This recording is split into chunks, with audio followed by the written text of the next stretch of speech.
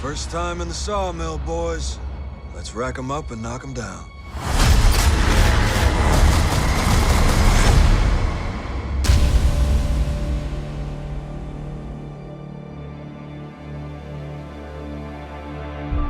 I can say without a doubt, this show, Masters of the Air, would not have been as successful or maybe even possible without the Rialto.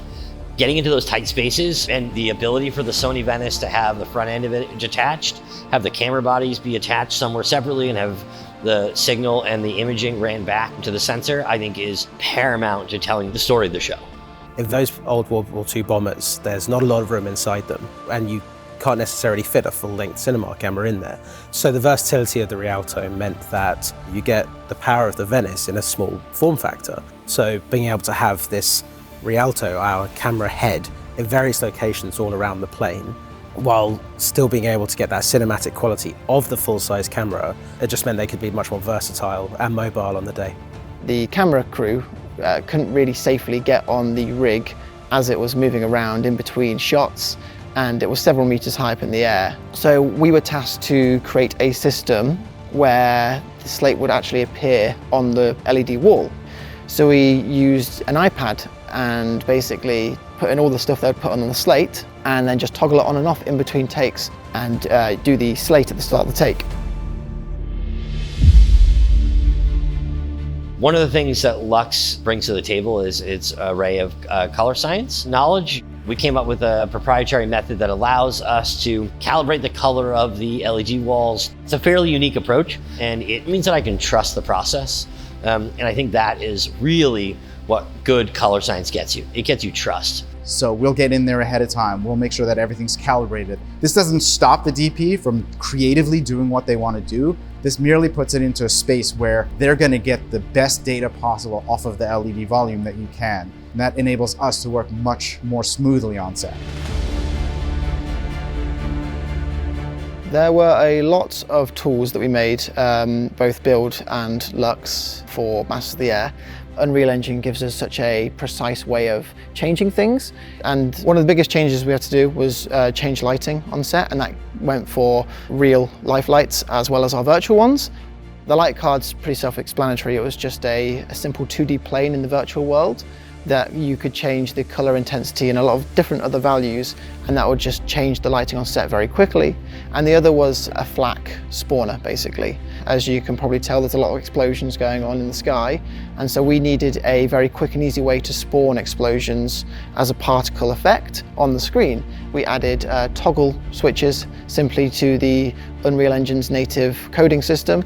Operators click a single button and it would start spawning these explosions. A lot of the tools were very iterative. As soon as someone wanted a new feature to them, we'd just add them then and there, and then they could get going again, and it sped up the process of changing things a lot quicker.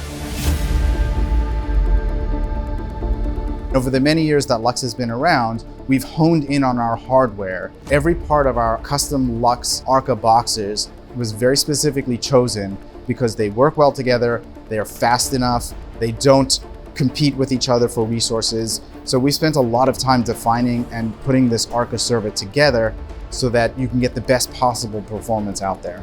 Lux Arca was the backbone of Masters of the Air virtual production. We deployed almost 100 machines. And the beauty of Arca is that you can drop it in, you can deploy it, and you can pull it back out, and it goes on to the next show.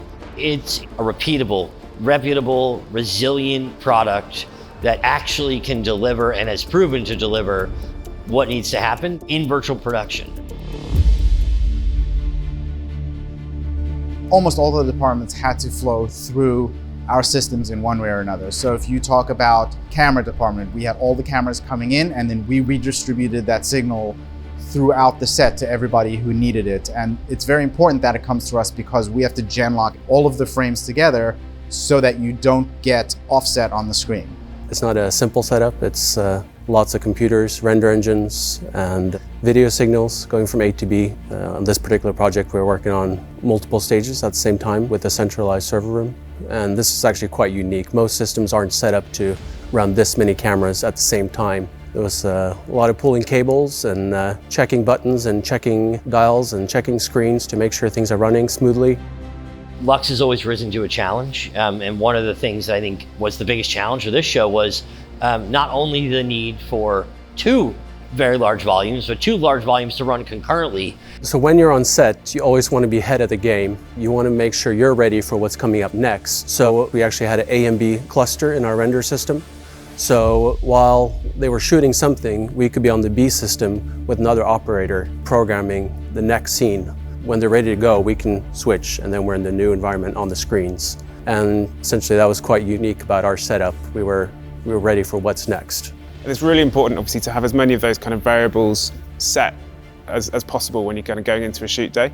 And this is really what kind of sets teams aside, is being able to be that flexible, adaptive in those high pressure situations to make sure that when those kind of curveballs do materialise, that the team is well placed to be able to kind of respond to those in a kind of efficient manner. All these things have to come together harmoniously, and it requires thousands of line items of technology pieces working together synchronously to create something that doesn't get in the way of what production is.